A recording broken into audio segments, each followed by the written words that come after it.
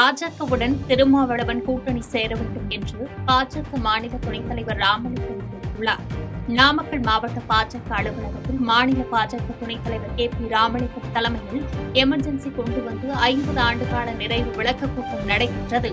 இதில் கலந்து கொண்ட பின்பு செய்தியாளர்களுக்கு பேட்டியளித்த அவர், மதுரையில் முருக பக்தர்கள் மாநாடு வெற்றிகரமாக நடந்துள்ளதை பொறுத்துக் கொள்ள முடியாமல் பலரும் விமர்சனம் செய்வதாக குற்றம் சாட்டினார். முன்னாள் பிரதமர் இந்திரா காந்தி 1975ஆம் ஆண்டு அரசியல் சாசனத்தை முழுமையாக முடக்க வைத்துவிட்டு எமர்ஜென்சி என்ற அவசர நிலை பிரகடனத்தை ஏற்படுத்தினார் என்று தெரிவித்த அவர், ஆனால் கையில் அரசியல் சாசன சட்ட புத்தகத்தை எடுத்துக்கொண்டு பாஜக அரசியல் சாசனத்திற்கு எதிராக நடப்பதாக ராகுல் சொல்லிக் கொண்டிருப்பதாக குற்றம் சாட்டினார். அதிமுகவை அழிக்கும் அளவிற்கு பாஜகவிற்கு சக்தி உள்ளது என்று திருமாவளவன் கூறுகிறார் என்றால் பாஜக வலிமையான கட்சி என பொருள். எனவே வலிமையான கட்சியான பாஜகவுடன் திருமாவளவன் கூட்டணி சேர வேண்டும் என்று தெரிவித்தார். இந்த கட்சி மீது அவருக்கு அவ்வளவு நம்பிக்கை இருந்தா நன்றி. என்ன அப்படி முன்னாடி வர கட்சிக்கு அவரும் வந்து ஆதரவு தரணும். இவ்வளவு ஆற்றல் உள்ள கட்சி இருக்குல்ல. அதாவது அதிமுக வந்து பாரதிய ஜனதா கட்சிங்கிற கட்சி உருவாகிறதுக்கு முன்னாடியே ஆட்சிக்கு வந்த கட்சி தமிழ்நாடு. திருமாவளவன் நான் சொல்றேன், அனைத்து இந்திய அண்ணா திராவிட முன்னேற்ற கழகத்தின் வரலாறு அவருக்கு நான் ஞாபகப்படுத்துவேன். பாரதிய ஜனதா கட்சி 1980 தான் ஜனசங்கத்திலிருந்து பாரதிய ஜனதா கட்சி உருவானது. ஆனால் 76 தமிழ்நாட்டுடைய ஆட்சி பொறுப்புக்கு அனைத்து இந்திய அண்ணா திமுக வந்து 2 மாநிலத்தில் பாண்டிச்சேரி ஆட்சிக்கு. ஆக அந்த கட்சியே பின்னுக்கு தள்ளிவிட்டு பாரதிய ஜனதா கட்சி முன்னேறும் என்ற நம்பிக்கையை திருமாவளவன் சொல்லுகிறார் என்றால் அப்படி நம்பிக்கையான ஒரு கட்சிக்கு பின்னாலே திருமாவளவன் வரணும். மினி பேருந்து சேவையை ஆய்வு மேற்கொண்ட அமைச்சர் அன்பில் மகேஷ் பொய்யாமொழி பொதுமக்களுடன் பேருந்தில் பயணம் மேற்கொண்டார். நாகை மாவட்டத்தில் கிராம மக்கள் பயன்பெறும் வகையில் பேருந்து செல்லாத கிராமங்களுக்கு புதிய விரிவான சிற்றுந்து திட்டத்தின் மூலமாக 23 வழித்தடங்களில் புதிய மினி பேருந்து இயக்கப்பட்டு வருகிறது. இந்நிலையில் நாகை வந்த பள்ளி கல்வித்துறை அமைச்சர் அன்பில் மகேஷ் பொய்யாமொழி சிற்றுந்து சேவையை கள ஆய்வு செய்தார். அப்போது கீழ்வேலூரிலிருந்து வடகாலப்பூர் வழியாக வரத்தூர் மருத்துவக் கல்லூரிக்கு செல்லும் மினி பேருந்தில் பொதுமக்களோடு 5 கிலோமீட்டர் வரை பயணம் செய்தார். அப்போது பேருந்தில் ஏறிய பெண்களுக்கு வணக்கம் வைத்து வரவேற்றார். பேருந்துக்குள் பயணிகளுக்கு இடையூறாக கட்சிக்காரர்கள் நின்று கொண்டதால் அமைச்சர் அவர்களை தள்ளி நிற்க சொல்லி அறிவுறுத்தினார். அமைச்சரோடு கீழ்வேலூர் சட்டமன்ற உறுப்பினர் நாகை மாலி, ஆட்சித்தலைவர் ஆகாஷ், மீன் வளர்ச்சி கழக தலைவர் கௌதமன் உள்ளிட்டோர் மினி பேருந்தில் பொதுமக்களோடு பயணம் செய்தனர்.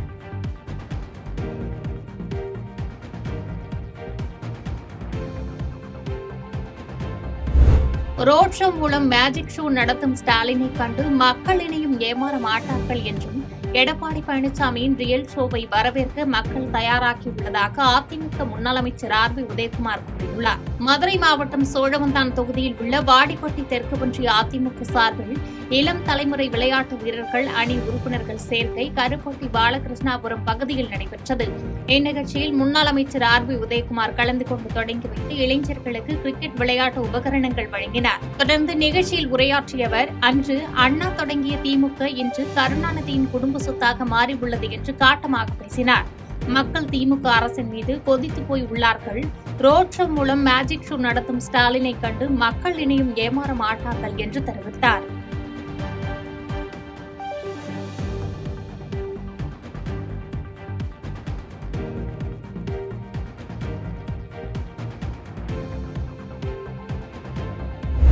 புதுச்சேரி காவல்துறை சார்பில் நடைபெற்ற சர்வதேச போதைப்பொருள் ஒழிப்பு விழிப்புணர்வு பேரணியை துணைநிலை ஆளுநர் கைலாஷ்நாதன் மற்றும் முதலமைச்சர் ரங்கசாமி ஆகியோர் கொடியசைத்து துவக்கி வைத்தனர். சர்வதேச போதைப்பொருள் ஒழிப்பு தினத்தை முன்னிட்டு புதுச்சேரி காவல்துறை சார்பில் போதைப்பொருள் ஒழிப்பு விழிப்புணர்வு பேரணி கடற்கரை சாலையில் நடைபெற்றது. இதில் சிறப்பு விருந்தினராக கலந்து கொண்ட துணைநிலை ஆளுநர் கைலாஷ்நாதன் மற்றும் முதலமைச்சர் ரங்கசாமி ஆகியோர் பேரணியை கொடியசைத்து தொடங்கி வைத்தனர்.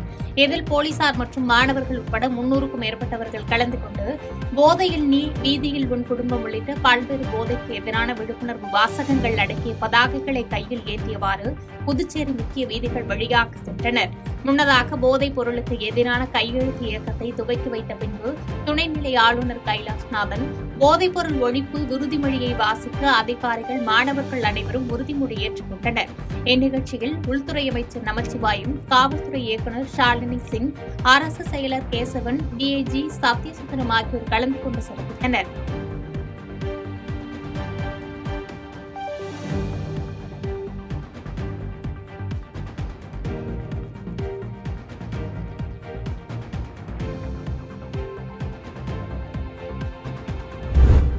ஸ்டான்லி அரசு மருத்துவமனையில் ரூபாய் 150 கோடியில் பல்வேறு திட்டப் பணிகள் நடைபெற்று வருவதாக அமைச்சர் மா சுப்பிரமணியன் தெரிவித்தார். சென்னை ஸ்டான்லி அரசு மருத்துவக் கல்லூரி மருத்துவமனையின் 82வது பட்டமளிப்பு விழா மருத்துவக் கல்லூரி வளாகத்தில் நடந்தது. இந்நிகழ்ச்சியில் சுகாதாரத்துறை அமைச்சர் மா சுப்பிரமணியன் கலந்து கொண்டு மாணவர்களுக்கு பட்டங்களை வழங்கினார். தொடர்ந்து நிகழ்ச்சியில் உரையாற்றிய அவர், ஸ்டான்லி மருத்துவமனையில் மட்டும் ரூபாய் 150 கோடி செலவிலான பல்வேறு திட்டப்பணிகள் நடைபெற்று வருகிறது. இந்த கல்லூரியில் படித்த பலரும் உலக புகழ்பெற்ற மருத்துவர்களாகவும் மத்திய அமைச்சர், சட்டப்பேரவை உறுப்பினர், நாடாளுமன்ற உறுப்பினர் என பல்வேறு துறைகளில் சிறந்து விளங்குவதாக தெரிவித்தார். இந்நிகழ்ச்சியில் திமுக எம்பி கலாநிதி வீராசாமி, சட்டமன்ற உறுப்பினர்கள் ஐடி ராமமூர்த்தி, ஆடி சேகர் உள்ளிட்டோர் கலந்து கொண்டு சிறப்பித்தனர்.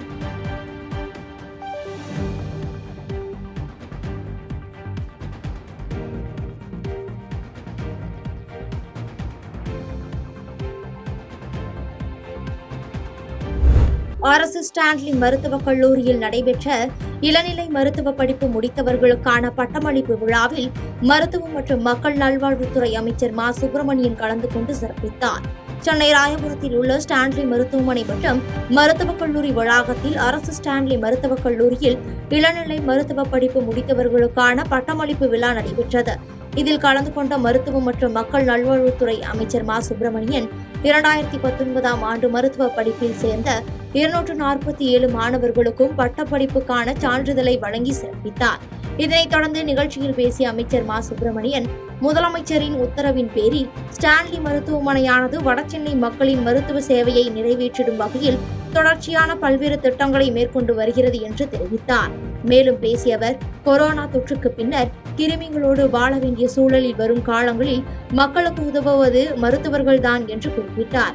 இந்த நிகழ்ச்சியில் சட்டமன்ற உறுப்பினர் ஐடி மூர்த்தி, நாடாளுமன்ற உறுப்பினர் கலாநிதி வீராசாமி மற்றும் மருத்துவக் கல்லூரி பொறுப்பு முதல்வர் மகேஷ் உள்ளிட்டோர் கலந்து கொண்டனர்.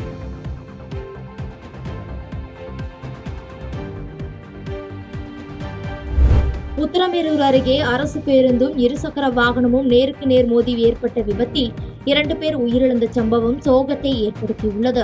காஞ்சிபுரம் மாவட்டம் உத்தரமேரூர் அருகே மானாவதி பகுதியில் சென்னையில் இருந்து போலூர் நோக்கி சென்று கொண்டிருந்த அரசு பேருந்து மற்றும் மானாவதியில் இருந்த உத்தரமேரூர் நோக்கி சென்று கொண்டிருந்த இருசக்கர வாகனத்திற்கும் இடையே விபத்து ஏற்பட்டது. இந்த விபத்தில் இருசக்கர வாகனத்தில் பயணித்த விஸ்வநாதன் மற்றும் முத்து ஆகிய இருவரும் நிகழ்விடத்திலேயே உயிரிழந்தனர். தொடர்ந்து விபத்தின் காரணமாக அரசு பேருந்து ஓட்டுநரின் கட்டுப்பாட்டை இழந்து அருகில் இருந்த மரத்தில் மோதியதில் பேருந்தில் இருந்த பயணிகள் சிலருக்கு காயம் ஏற்பட்டது. இதனைத் தொடர்ந்து தகவலின் பேரில் சம்பவ இடத்திற்கு வந்த பெருநகர் காவல் நிலைய போலீசார் இறந்தவர்களின் உடலை பிரேத பரிசோதனைக்காக காஞ்சிபுரம் அரசு தலைமை மருத்துவமனைக்கு அனுப்பி வைத்த பின்னர் உடற்கூறு ஆய்வு அறிக்கைக்கு பின் விபத்தின் காரணம் குறித்து விசாரிக்கப்படும் என தெரிவித்தனர்.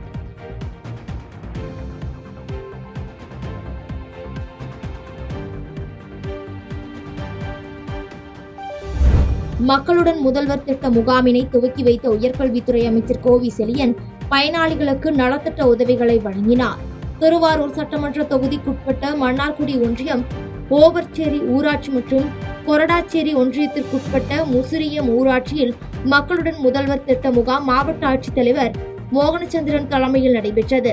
இதில் உயர்கல்வித்துறை அமைச்சர் கோவி செழியன், சட்டமன்ற உறுப்பினர் பூண்டி கலைவாணன் ஆகியோர் கலந்து கொண்டு பயனாளிகளுக்கு குடும்ப அட்டை, வருமான சான்றிதழ், ஜாதி சான்றிதழ் மற்றும் விதை நெல், மரக்கன்றுகள் உள்ளிட்ட நலத்திட்ட உதவிகளை வழங்கினார்கள். இந்த நிகழ்ச்சியில் கொரடாச்சேரி ஒன்றிய செயலாளர் பாலச்சந்திரன், மன்னார்குடி கிழக்கு ஒன்றிய செயலாளர் IV குமரேசன் மற்றும் தலைமை செயற்குழு உறுப்பினர் செல்வம் உள்ளிட்ட அரசு துறை அலுவலர்கள், பொதுமக்கள் என ஏராளமானோர் கலந்து கொண்டனர்.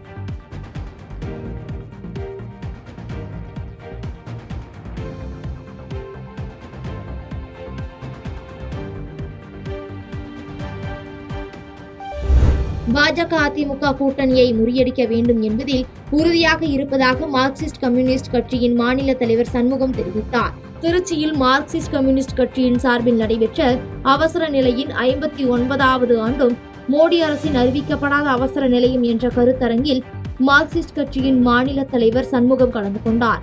கருத்தரங்கை தொடர்ந்து செய்தியாளர்களிடம் பேசிய அவர், 2 நாட்கள் நடைபெற்ற மார்க்சிஸ்ட் கம்யூனிஸ்ட் கட்சியின் மாநில செயற்குழு கூட்டத்தில் பாஜக அதிமுக கூட்டணியை 2026 சட்டசபை தேர்தலில் முற்றிலும் தோற்கடிப்பது குறித்த விவாதம் நடைபெற்றதாக கூறியவர், பாஜக அதிமுக கூட்டணியை முறியடிக்க வேண்டும் என்பதில் உறுதியாக இருப்பதாக தெரிவித்தார். மேலும் பேசியவர், தேர்தலில் தொகுதிகளை குறைத்து நிற்பதற்கு யாரும் விரும்ப மாட்டார்கள் என்றும் ஏற்கனவே இருந்த இடங்களை விட குறைத்து நிற்பதற்கு எந்த கட்சியும் விரும்பாது என்று தெரிவித்தவர் அப்படி ஒரு சூழ்நிலையும் ஏற்படாது என்று கூறினார். பாஜக கூட்டணி உடைக்க பார்க்குறாங்களா?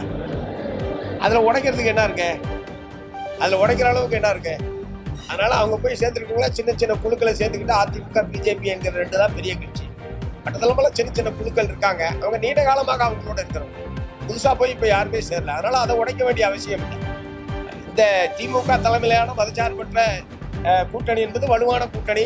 தொடர்ச்சியாக பல்வேறு தேர்தல்களையும் தொடர்ந்து கலந்த 10 ஆண்டுகளுக்கு மேலாக 8 ஆண்டுகளுக்கு மேலாக தொடர்ந்து இருக்கு.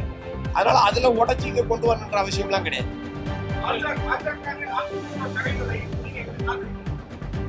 நாங்க அந்த எச்சரிக்கையை தான் திரும்ப திரும்ப சொல்லிட்டு இருக்கோம். பிஜேபி இந்திய நாடு முழுவதும் யார் அவர்களோடு சேர்ந்தாலும் ஒரு ஆக்டோபஸ் மாதிரி பிஜேபி என்கிற ஆக்டோபஸ் அதனுடைய கரங்களில் சிக்கியவர்களை விழுங்கிவிடும் என்பதுதான் இதுவரைக்கும் வரலாறு. அதனால இங்க அதிமுகவுக்கு அந்த எச்சரிக்கையை தான் நாங்க வந்து கொடுக்குறோம். இந்த பிஜேபி என்கிற ஆக்டோபஸ் கிட்ட போய் சிக்கிடாதீங்க, அவங்க உங்களை முடிங்கிடுவாங்க.